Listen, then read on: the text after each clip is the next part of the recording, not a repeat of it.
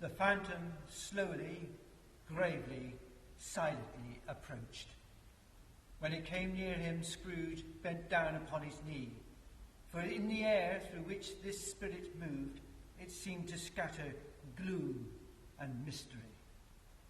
It was shrouded in a deep black garment, which concealed its head, its face, its form, and left nothing of it visible, save one outstretched hand.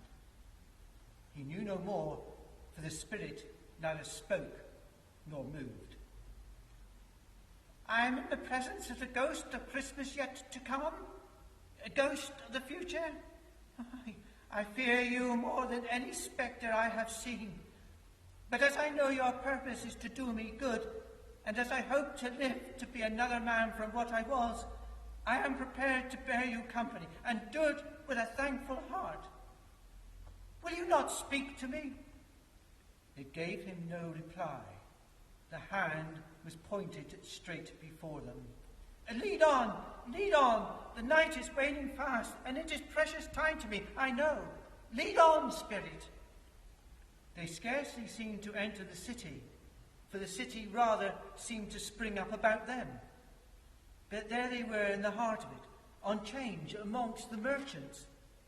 The spirit stopped beside one little knot of businessmen. Observing that the hand was pointed to them, Scrooge advanced to listen to their talk.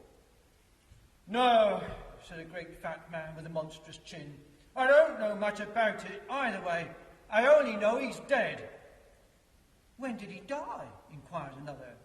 Last night, I believe. Why, what was the matter with him? I thought he'd never die. God knows, said the first with a yawn. What has he done with his money? Asked a red-faced gentleman. I haven't heard, said the man with the large chin. Company, perhaps. If he hasn't left it me, that's all I know. Scrooge was at first inclined to be surprised that the spirit should attach importance to conversation apparently so trivial. But feeling assured that it must have some hidden purpose, he set himself to consider what it was likely to be.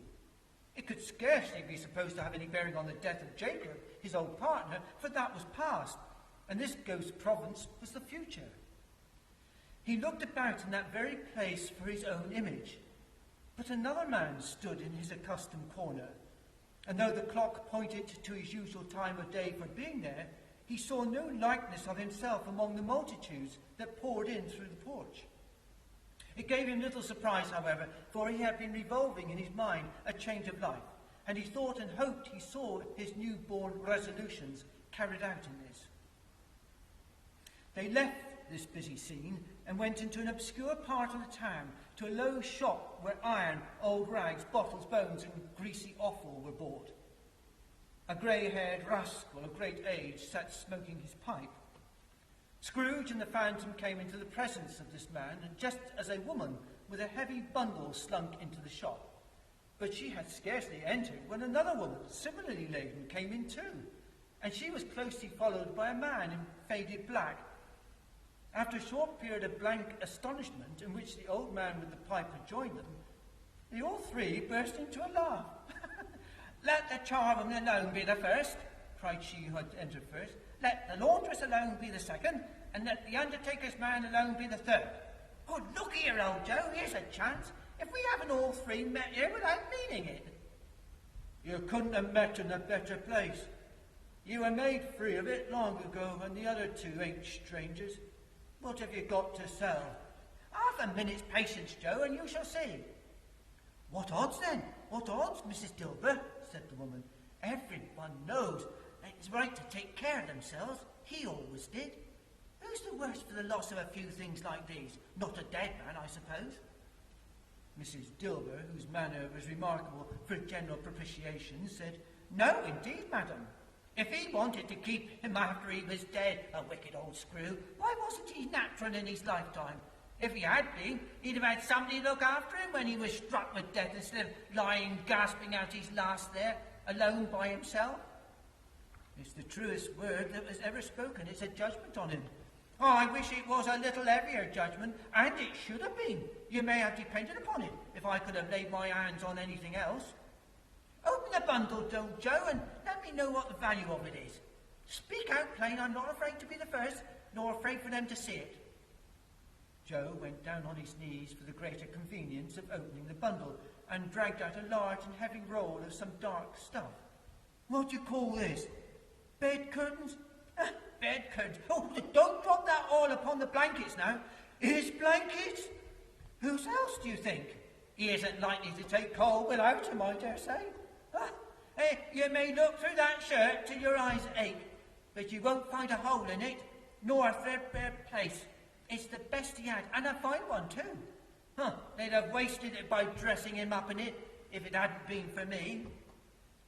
Scrooge listened to this dialogue in horror. Spirit, I see. The case of this unhappy man might be my own. My life tends that way now.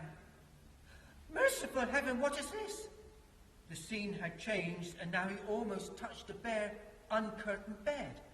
A pale light, rising in the outer air, fell straight upon this bed, and on it, unwatched, unwept, uncared for, was the body of this plundered, unknown man. Spirit, let me see some tenderness connected with the death, or this dark chamber, spirit, will be for ever present to me. The ghost conducted him to poor Bob Cratchit's house, the dwelling he had visited before, and found the mother and the children seated round the fire.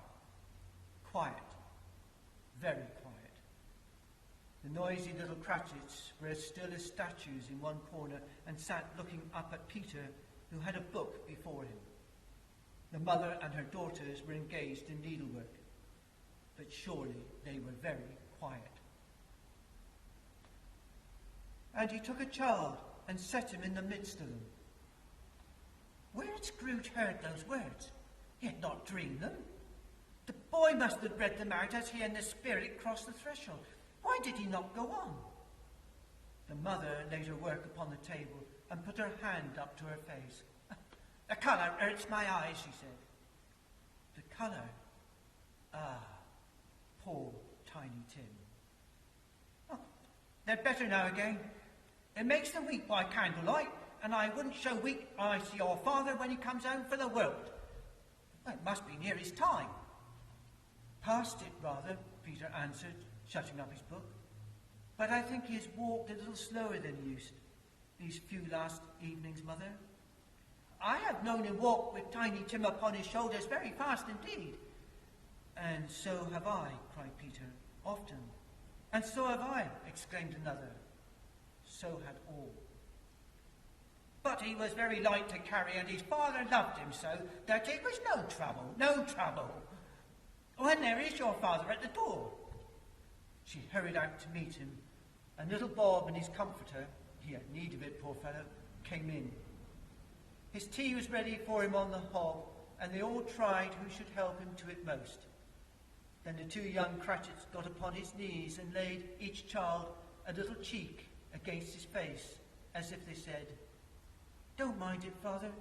Don't be grieved." Bob was very cheerful with them, and spoke pleasantly to all the family. He looked at the work upon the table and praised the industry and speed of Mrs. Cratchit and the girls. They would be done long before Sunday, he said. Sunday? You went today then, Robert? Yes, my dear, returned Bob. I wish you could have gone. It would have done you good to see how green a place it is. But you'll see it often. I promised him that I would walk there on a Sunday. My little child. He broke down all at once.